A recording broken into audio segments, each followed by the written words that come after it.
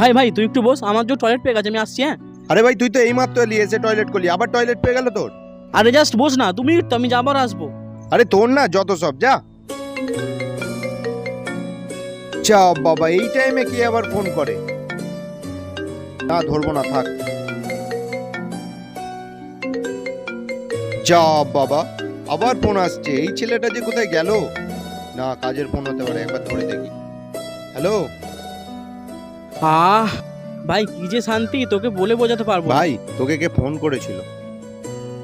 তুই কেন আমার ফোন তুলছিস? তুই কি জানিস আমার ফোনে কত ইম্পর্টেন্ট কল আসে? ভালো লাগে না আমার, পুরো মুডটাই খারাপ করে দিলি তুই। আর এই লোকটা না যতই বুড়ো হচ্ছে ততই আমার জ্বালাচ্ছে। হ্যাঁ বলো, কি হয়েছে, কেন ফোন করেছো? তুমি জানো সবসময় কাজে ব্যস্ত থাকি আমি। বাবা, হঠাৎ করে তোর মায়ের শরীরটা খুব খারাপ হয়ে গেছিল।